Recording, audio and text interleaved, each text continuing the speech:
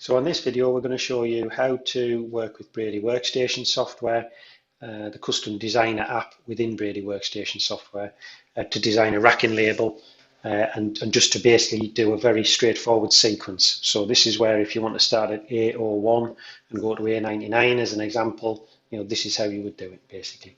So you select custom designer, select your printer model. So I'm going to work with an S3000. If you've got the printer connected, which I haven't, but if you've got the printer connected, you can click on install supply and that will find the label roll that's in the printer. You can either look at recent and use design on a recent label, or if you've got the reference number of the label you're working on and you just want to find it, then you do search by name and you would put in your reference in there. I'm going to work with a recent label I've worked on, so that's the B30C-2250. So Brady use these reference numbers as a way of identifying that particular label roll.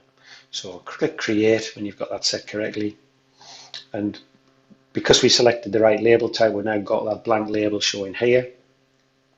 To pull in the sequence or create the sequence, you use this option up here, advanced sequence. So you click advanced sequence, and then this is where you set up what you want the sequence to be. So the first bit you do is the numerical element.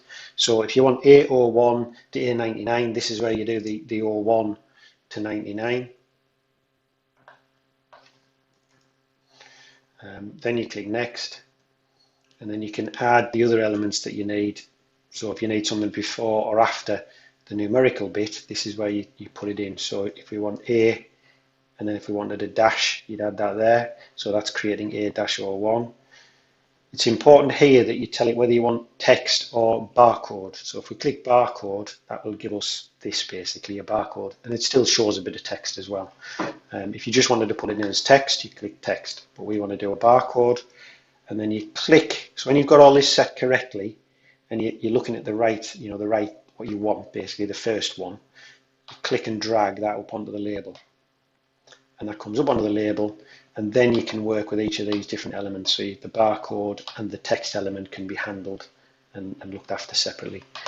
To make the barcode bigger, you click on it, and then when you go to that node, it changes to a two-headed arrow. You click and open that up, and then you can position the A01. If you wanted to increase or decrease the font size, that's where you would do it. I think we had it set quite nicely at 150. The other thing we want on a typical racking label is an arrow. So we're going to put an arrow here. You get that from using the graphic tool. So you click graphics and then drag a box out on the label. When you release your mouse key, it jumps you into the different categories. So there are different graphics in here. We want to look at arrows. And then you choose the style of arrow that you want.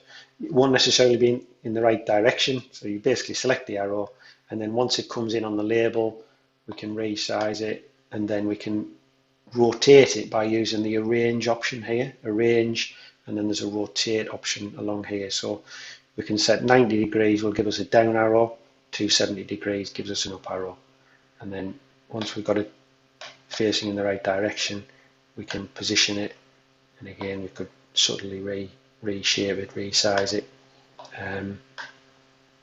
That's our label basically.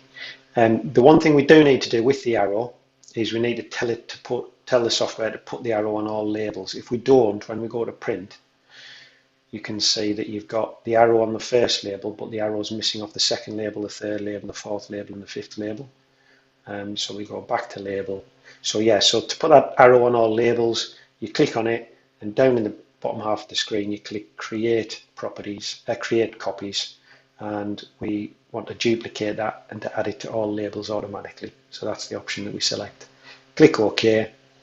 Nothing changes on the first label, but when we now look on the print screen, you'll see you've got the arrow added to all labels. Before you print the 99 labels off, because there are 99 here, we can browse through just to check that. Yeah, you've got all of your labels there ending at 99. Before you print them all off, it's worth printing a range just to check it's doing what you expect it to do and that you're happy with the labels and the layout and the font size, etc. So it's worth printing, for example, 1 to 3, click apply, and then make sure you're printing to the correct printer. I don't have the printer connected, which is why it's blank, but make sure the printer model is correct, and then you click on print, and that's how you do it. If you need any help selecting the correct software, buying a license, or any other assistance, then our contact details are coming up at the end of this video, and we're there now. Thanks for watching.